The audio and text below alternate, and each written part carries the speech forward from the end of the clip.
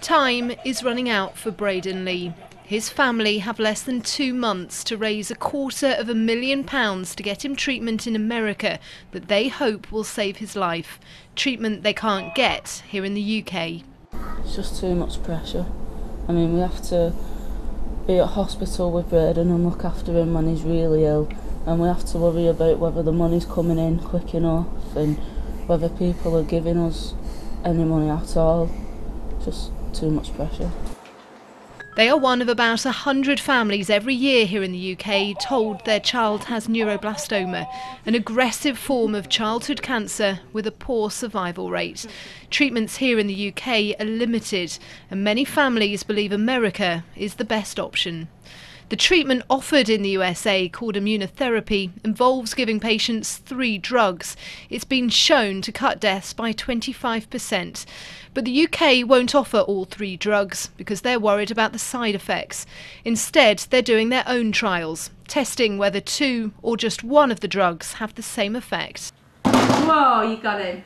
But with no guarantee that treatment is as effective, many families believe their children are being used as guinea pigs. It's so easy to say, well, let's just see if this works and let's just see if we can miss that out. But these are children's lives that you're talking about.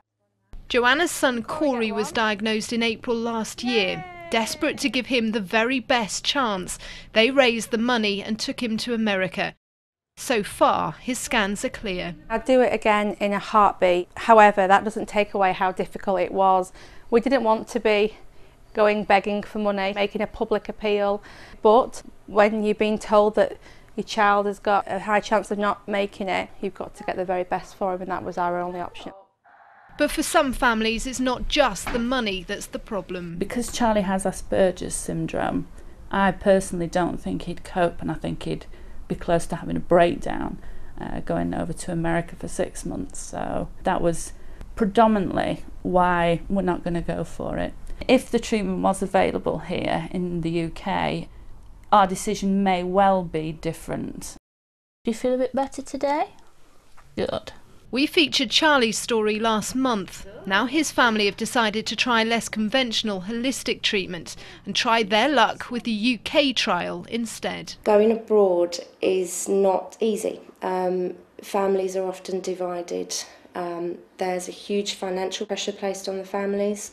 The fundraising is a massive task. If treatment was available here, families would stay together and more children would survive, we are absolutely sure. Do you feel like children here are given up on too early? Yeah, without a doubt they are. If you relapse here, there's very little that they do. You're sent home with a Macmillan nurse and it's palliative care time. But, you know, go to America and there's hope there. With other European governments paying for their children to have treatment in the US, families back here feel let down. The charities say it's now time for the government to change tack. If it was your child, you want your child to have access to the best possible course of treatment. So yes, it's 25% more effective and we want access to it. It's very important. I mean, it depends on Braiden's life. We need this money.